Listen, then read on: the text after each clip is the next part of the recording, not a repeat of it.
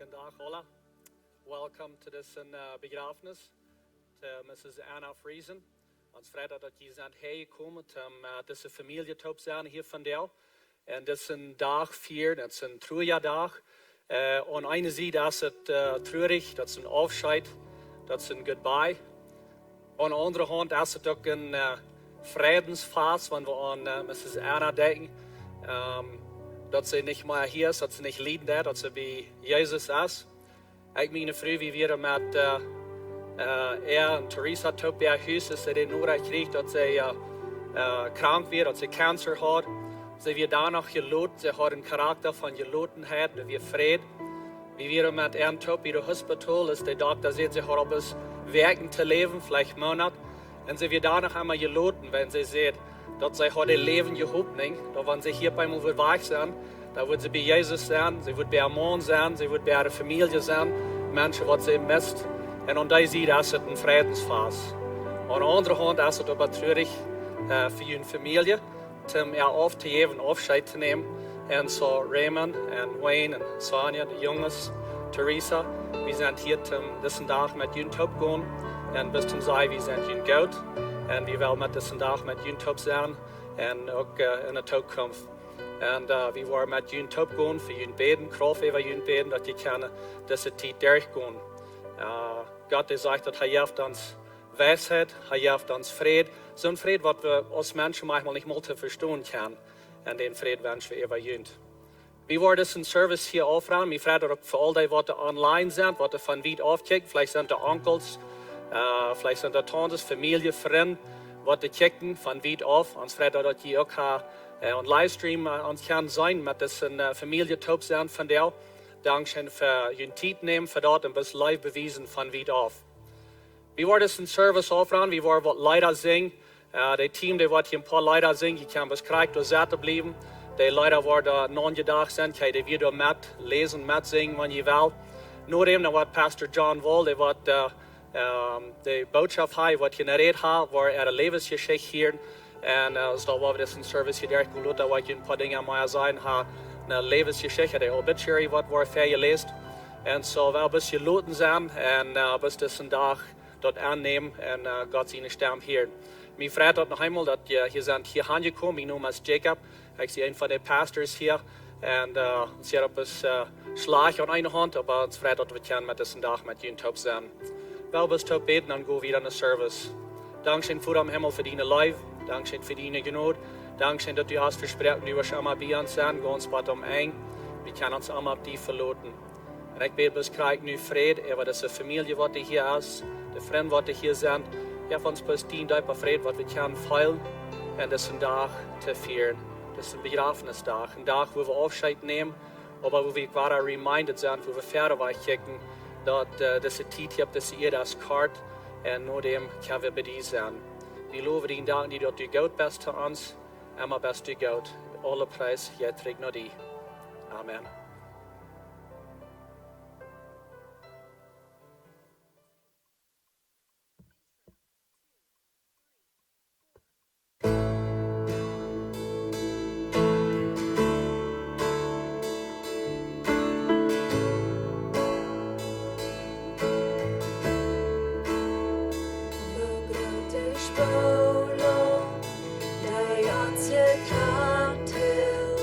Wo hilft der Boy?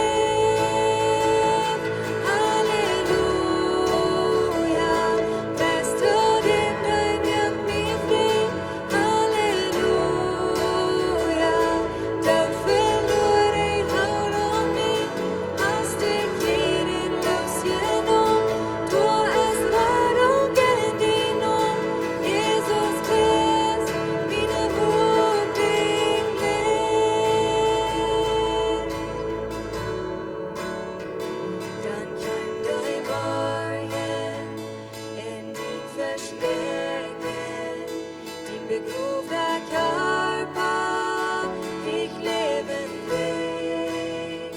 Dann utom Stellen, dein Licht kan brennen, raubt ut och lov, haft kein Reichtum nie.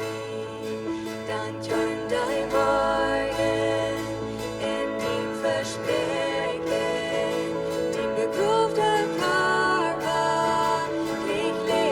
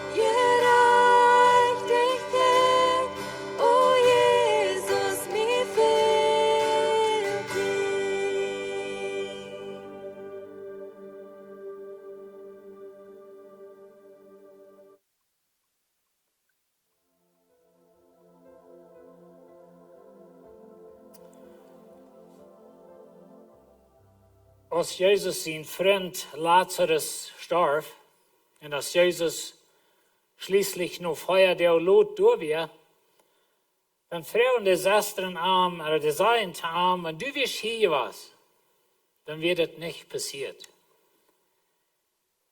In diese Gedanken, was diese Schwestern hier sagen, das sind Dinge, was wir Ferken denken, und vielleicht uns nicht, meist nicht werden zu sein. Wir wollen Gott nicht veranirren, aber der Wort ist, dass wir täuschen uns mit Gott. Da passieren Dinge in uns Leben, wo wir dann einmal große Frauen haben und wo wir keine Antwort für haben. Wie hat es belebt als Familie? Und von der seid ihr hier mit deiner Mama und Jahr 3, wie dein Dad hier, und der andere Großpapa von der anderen Seite, wie ich bin, ein Jahr leibig oder so was. Und dann einmal sagen wir, Jesus, wenn du wirklich Gott bist, oder wenn du wirklich live bist, dann würden diese Dinge nicht passieren. Und als diese Schwestern dort zu Jesus sagen, das ist interessant, dass Jesus sagt sich nicht dull mit ihnen und das mal lang erklären, wo so dumme Dinge passieren in dieser Welt, wo so Eltern und Großfrisch und Kinder viel zu jung und viel zu hastig einmal weich sind. Aber er sagt das zu ihnen. Jesus sagt zu ihr, ich sehe die Auferstehung in das Leben. Wer an mich glaubt, wird leben, wann er gestorben. Und wer da lebt und an mich glaubt, wird niemals sterben. Glaubst du dort? Na, wenn je das redet, die merken keinen Sinn für diese Welt. Tim dat diese redet eins Sinn hat, oder tim dat Dinge in dieser Welt Sinn hat, oder dat das Christentum überhaupt einen Sinn hat von dieser Welt, dann brauchen wir eine Auferstehung. Wenn er nicht eine Auferstehung gibt, sagt Paulus, dann haben wir ein Haus vor, und dann sind wir durch. Aber Jesus sagt, ich sehe die Auferstehung. Und so wir haben ein volles Vertrauen, dass einer und ihr Mann und der andere Großpapa, sie wären Kinder Gottes, sie glaubten an Jesus. Und so, das ist nicht das letzte Kapitel. Weil das Leiden in dieser Welt und das Sterben in dieser Welt und bei einmal hastig hier weg sind, das ist nicht das Ende von dem Ding. Wenn es ist, dann merkt es sehr wenig Sinn. Wenn es ist, dann haben wir viel Frauen und wir haben nur noch viel Frauen, aber dann würden wir noch viel mehr Frauen haben und ganz verzweifelnde Mann, wenn wir keine Antworten haben. Ich weiß nicht, wo wir in Eltern zu jung gestorben. Ich weiß nicht, wo in Kinder zu jung gestorben. Ich weiß nicht, wo in so viel Schlecht in dieser Welt ist. Ich meine, wir haben alle Antworten vielleicht, aber fertig die Antworten, wenn es mal wirklich darüber ankommt. Und wir sind bei dir, wo das Gumm am Hebe abkommt, so zu sein, dann sind die Antworten sehr flach. Aber Jesus sagt, ich sehe die Auferstehung. Und so, ich will ein bisschen von der Auferstehung von dir reden. Tim, dass das Sinn merkt, dann braucht es eine Auferstehung. Tim, dass die Dinge, was Jesus sagt, in der ganzen Christentum, dass es Sinn merkt, dann braucht es eine Auferstehung. Ohne die Auferstehung, dann sind wir verloren. Ohne Auferstehung, dann leben wir hier bloß. Und wenn wir stolz sind, das ist das eng. Dann rufen wir nach dem Stolz hier und dem Körper, der verfehlt, und das ist es. Aber Gott sagt, das gibt eine Auferstehung. Und so, Jesus stand selbst ab von dort. Und er sagt, wir wollen auch. Er ist uns vorabgegangen. Als Jesus Lazarus dann in den Grab holt, dann stand Lazarus nicht wirklich von dort ab. Er wagt, war der Träger ab in das Leben an, aber Lazarus starb war. Das ist nur ein guter Beweis, dass Lazarus Luther in den Martyrer dort starb, wenn sie Steine nahm. Und so, wenn ich an denke, dass ich sie all dort und ich sie hier weg und mir haben sie Träger gebracht und dann stielen sie mich noch mit Steinen dort, das merkt auch nicht sein, das. Und so, da sind viele Dinge in das Leben, die merken nicht sein. Einmal wird wir gleich eine Person Träger holen in das Leben an, einmal haben wir Ideen, weil wir mal dort ist abwarten, ich frage, wem Wort. Wo wir dort halten. Aber wo in die Träger in das Lieden an, Träger in dieser Welt, wo Video und Lieden und alle Dinge schief gehen, wo in den Mensch Träger hinein.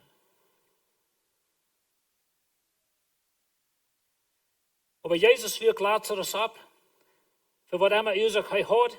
Und wenn sie nun wird verherrlicht dadurch, Menschen bleiben nun arm, aber das kostet ihm auch sein Leben so zu sein. Oder dort, wenn es wurde, so reich im Schwung kam, dass sie arm wurden, dort mehr.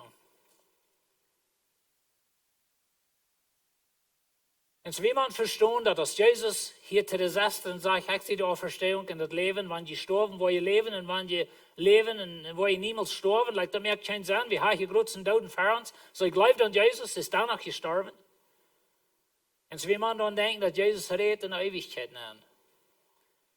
Und welche Lied uns leben hier als meinungslos ohne eine Ewigkeit. Und wir leben für sehr in dieser Welt, wir sind sehr vertieft mit hier, wir sind bloß vertieft mit sein, dass wir können viel Taub schaffen und wollen gutes Leben hier haben und viel Dinge haben und all diese Dinge, aber du hängst das Leben als eine Ewigkeit. Und ohne die Ewigkeit merkt all die Schaffen und alles, das merkt keinen Sinn. Aber das ist eine Auferstehung. Ich sage, dass für Jews Familie, die nicht gewählt haben, jün Dad sein so lieben zu lassen, so das. Die würden nicht gewählt haben, jüne Mom so lieben sein. Und wenn sie vielleicht nicht so sehr leben haben, als jün Dad, und wir sind Gott dankbar dafür. Aber sie das lieben. Wir würden uns nicht gewählt haben, uns jung plötzlich aufzugeben. Aber diese Dinge, die passieren. Und so, die Tod, die kommt. Aber wenn die kommt, das ist nicht das letzte Kapitel. Das Buch hat noch mehr Bern als bloß das Leben. Das wird wir sein, das wo wir uns mit vertiefen werden. Und das wo wir beim Leben in Schafen, in Stankeren, was immer wir alle tun. Aber wir sind in das Leben. Aber das ist alles, was wir sein. Aber Gott sagt, hänge das Leben. Das ist eine Auferstehung. Und das ist really das Wichtige. Das, was wichtig ist, das, was teilt. Er sagt in 1. Korinther 15, 40, so steht, du sind himmlische Körper und irdische Körper. Wir haben hier von der irdischen Körper, den fehlt in der Erde, der Körper, der ist tot, der Körper, der wird über dem anfangen zu verfehlen. Es ist nicht ein sehr feines Bild und gedacht, und das ist unsere Mama, oder das ist mein Sehen, oder das will er messen und denken, aber das ist die Wahrheit. Der Körper wird trainiert. Und so er sagt, du sind himmlische Körper und irdische Körper.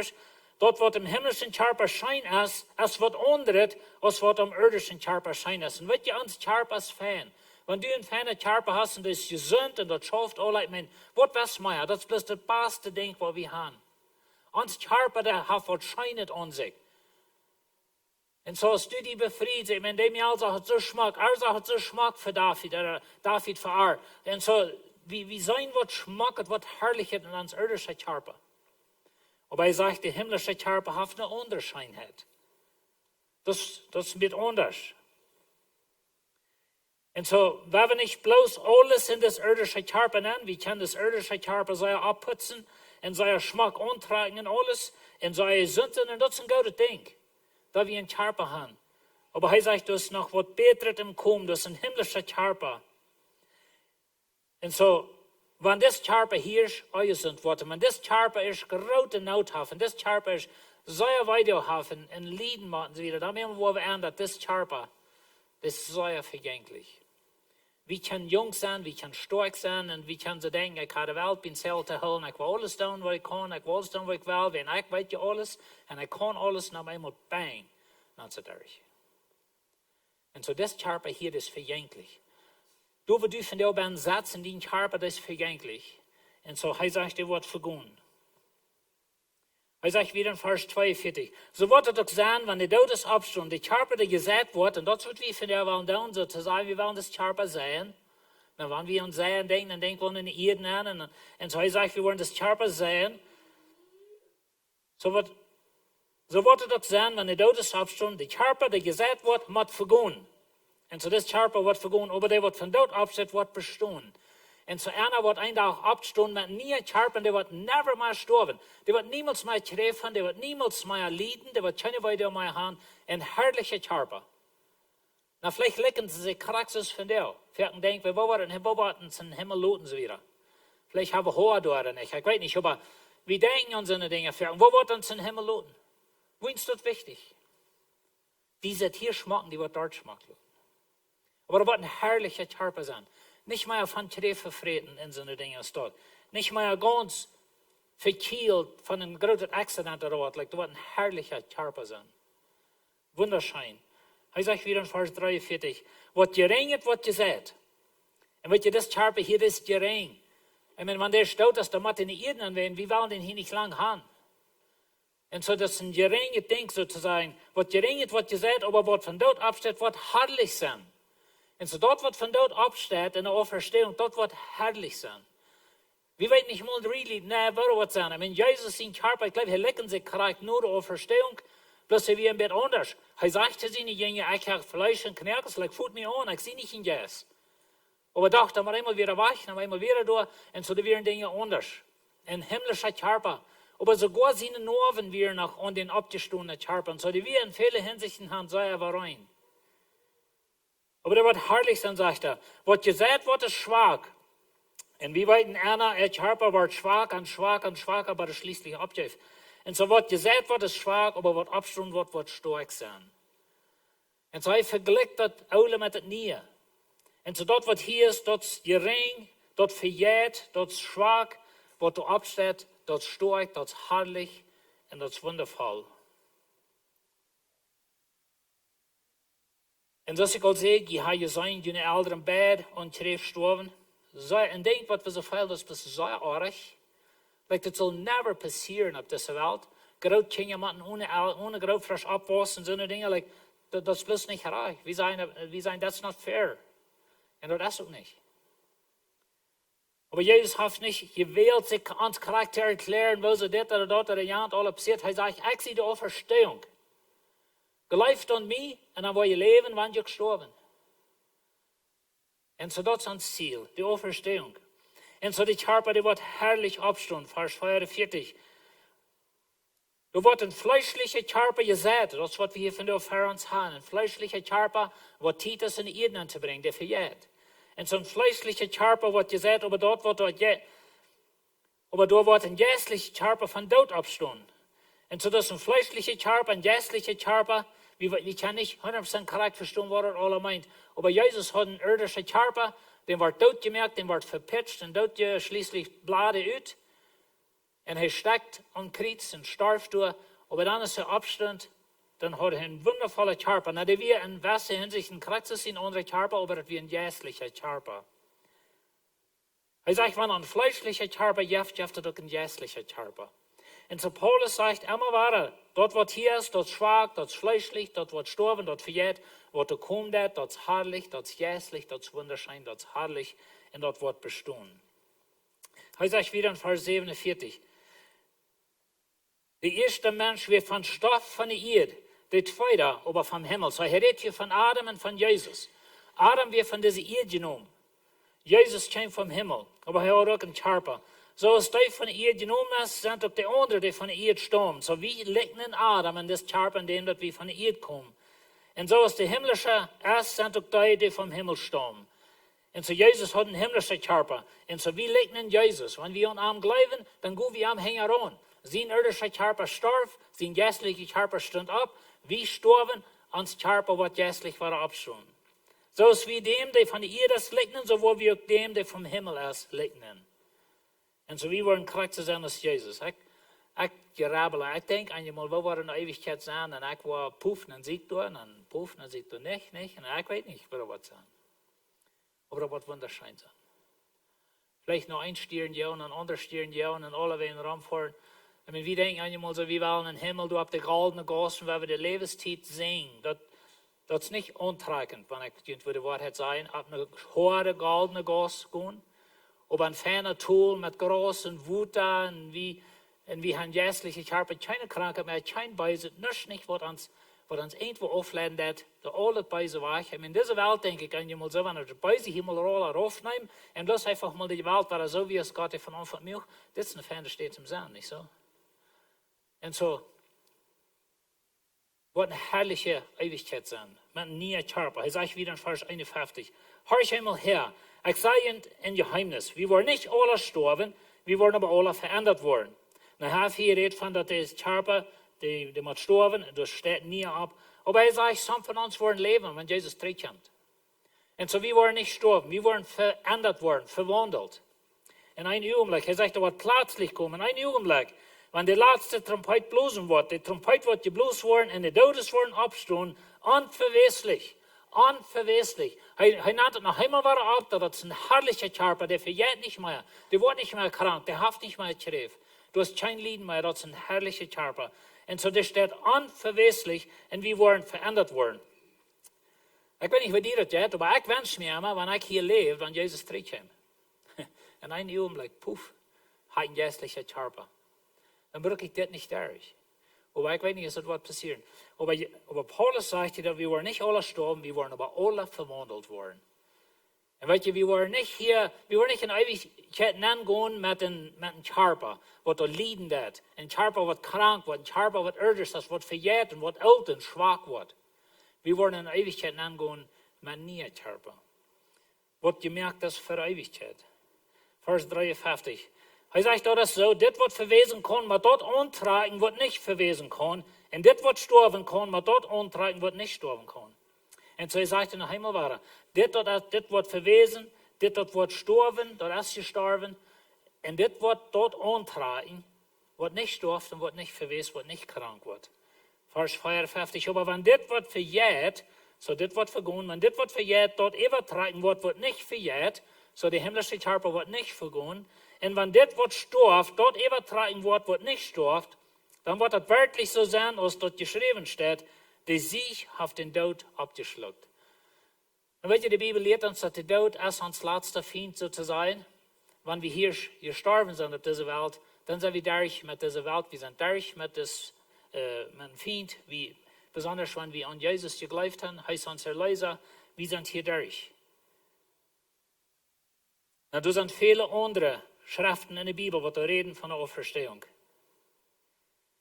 Aber von das Kapitel in 1. Korinther 15, da fingen wir in sein so klar, dass Gott sagt, weißt du Gott, wenn ihr ein Begräbnis haben, dann denkt nicht an, dass das ist eng. Das ist nicht das letzte Kapitel. Du kommt noch eine Auferstehung.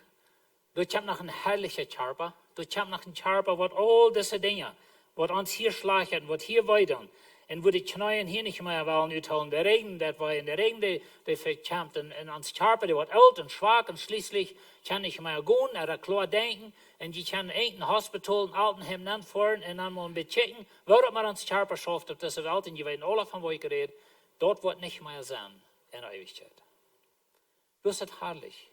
Ein neuer Körper.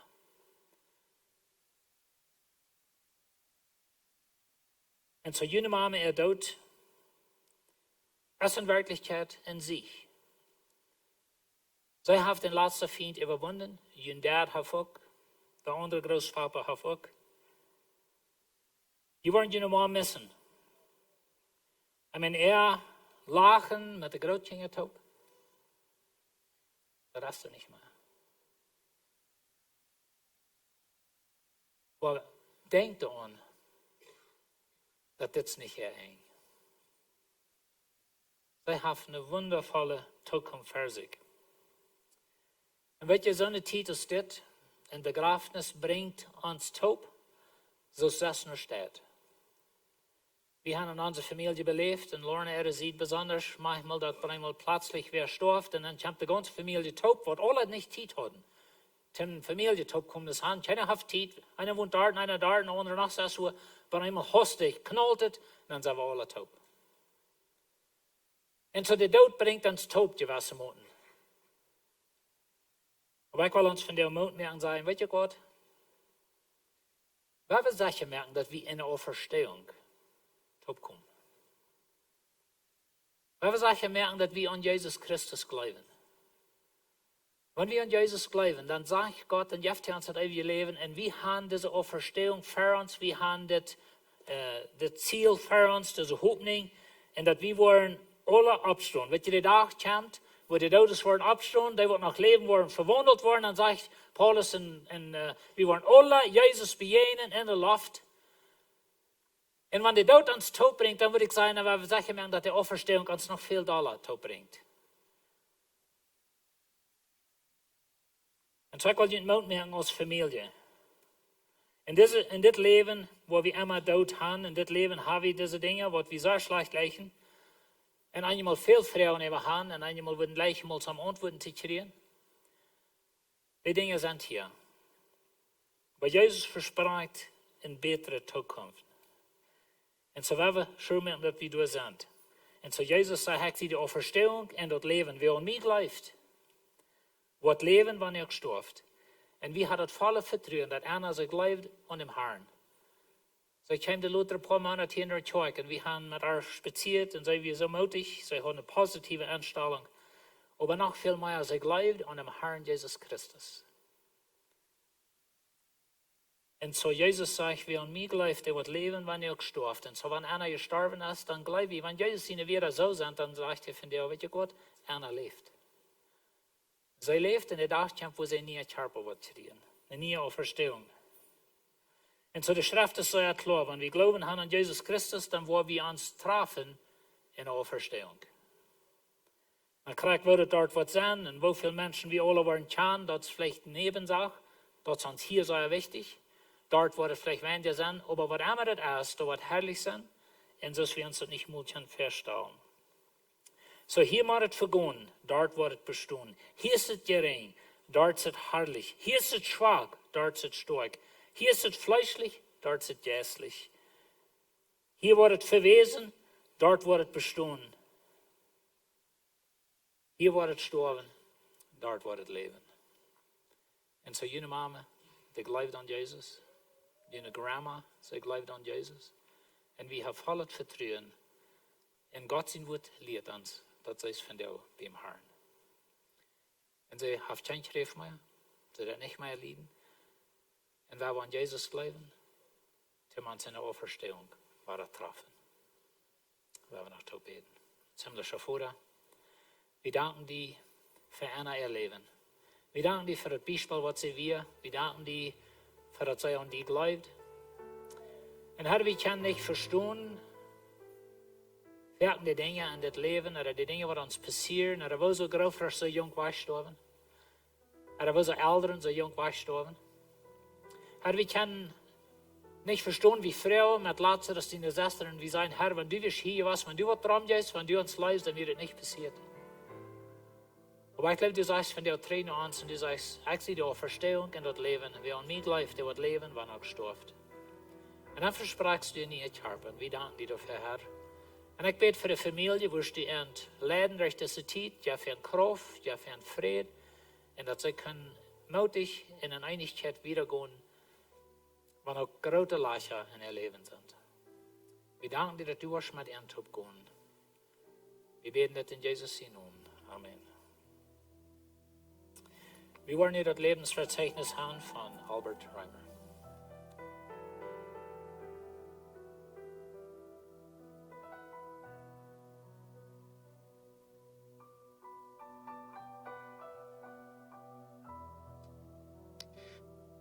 Wenn ich an Anna denke, dann fällt mir eine Plant bei. Und das ist eine Orchidee. Selten, Geschmack. Ich weiß nicht warum, aber mir fällt da eine Witte oder eine Rotlevenblume bei. Eine Orchidee meint Läuf, Schönheit und Stärke. Und ich glaube, die drei wieder wird einer kennenbringen, wenn einer an Anna denkt. Sie hält fast an schöne Erinnerungen, die bringen Heilung. Hier in das Lebensverzeichnis soll ich, dass ein von Anna ihre letzte bitten wir, diese Bibelversen fertig lesen. Die Psalm 23, 1-4. Der Herr ist mein Hirte, mir wird nichts mangeln. Er weidet mich auf einer grünen Aue und führet mich zum frischen Wasser. Und ob ich schon wanderte im finstern Tal, fürchte ich kein Unglück, denn du bist bei mir. Dein Stecken und Stab trösten mich. Sie können vielleicht ein Wort von dem finsteren Tal fallen, das sollte der hink. Dann sieht sie, ich fürchte kein Unglück. Lebenslauf von Anna Friesen Teichröb. Am 12. Dezember 1958 wurde Anna in Juarez, Namiquipa, Mexiko geboren. Sie war das zweitjüngste Kind ihrer Eltern Abraham Friesen und Elisabeth Teichröb. Ihre Kindheit und Jugendjahre verbrachte sie in Hawaiis, Bachfeld und Kanada in einer Familie mit 18 Kindern, von denen 3 im Kindesalter verstorben sind. In 1980, im Alter von 21 Jahren, heiratete sie ihren lieben Mann und besten Freund David Enns Neufeld. In ihrer glücklichen Ehe wurden ihnen 3 Kinder geschenkt. Es bedeutete ihr sehr viel, Zeit mit ihrer Familie zu verbringen. So war ihr beispielsweise die Fürsorge für ihre Familie sehr wichtig und versuchte sie auch gegen Ende, solange es ihr möglich war, gemeinsam mit der Familie schöne Zeiten zu verbringen. Das Wohl ihrer Familie lag Anna sehr am Herzen. Sie war eine sehr liebende und fürsorgliche Mutter und Oma. Ihr Gesicht strahlte, wenn sie über ihre Kinder und Enkelkinder sprach. Sie war unglaublich stolz auf ihre Familie und hinterlässt viele schöne Erinnerungen. Auch mit ihren Enkelkindern hatte sie eine innige Beziehung. Sie nahm sich Zeit für sie, kochte und spielte mit ihnen und brachte ihnen so manches bei. Die Familie war für sie ein großer Segen und sie liebte sie innig. Als arbeitsame Person erledigte sie ihre Arbeit mit Freude. Ihre Lieblingsarbeit war ihr Garten, den sie mit viel Einsatz und Eifer jedes Jahr bewirtschaftet hat und der ihr viel Vergnügen bereitete, besonders wenn sie die Ernte mit ihrer Familie teilen und genießen konnte. Doch das Wichtigste war ihr starker, tiefer und aufrichtiger Glaube.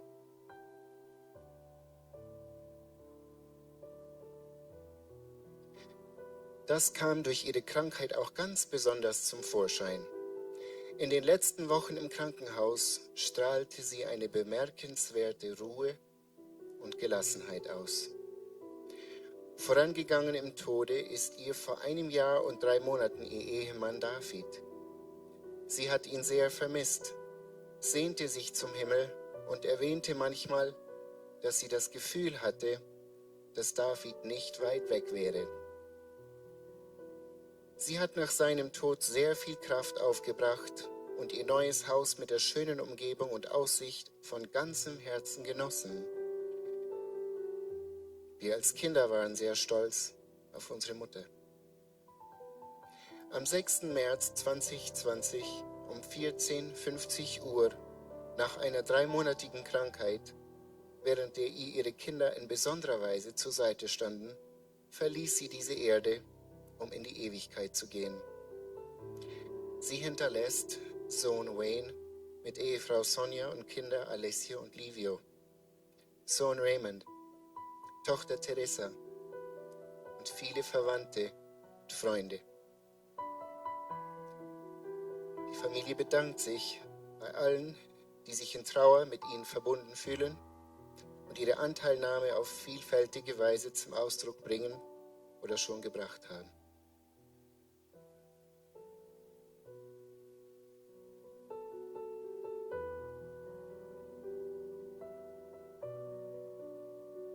Dat så vidt is de begrafenis wat zijn. En zo het nächste waar we de zo eruit vieren. En dan worden de ushers hier eruit leiden. Zij worden in krijg zijn waar hij hier gaan kan. En hij wordt in een verlei wat het staan kan. Dat is Anna door zijn. En dan worden we naar de graveyard vieren. De grafhof, de is in Campo 105. En zij worden dicht aan een maand waar begraven. Iedereen kan naar hand komen wanneer je wil, dat is vrijwillig. Pastor John, die wordt een kaart der Red ha. En dat zo wie is dus dag gepland is met jullie top. De familie wordt, zij als familie wel top weer vast bij het. Wordt niet vast bij hier zijn bij de kerk, wordt niet vast bij zijn vol van jullie. En maar wie vrij ons te danach dat je zijn hier met ons topje was. So ik wil de vrouwen wat wel dat zo ik uitvieren. En dan worden de ushers ons van hier wieder leiden. Wanneer we vom Hof voor, dan worden vlaggen zijn ons hem voortjacht. Er zijn 3 voortjacht worden vlaggen aan hebben. We worden die loten eerst voor naar de Dodeskor. En dan nu de fort, ja, ik lees een 3 stek wat een vlag had, dan krijg je ook geen rond voor.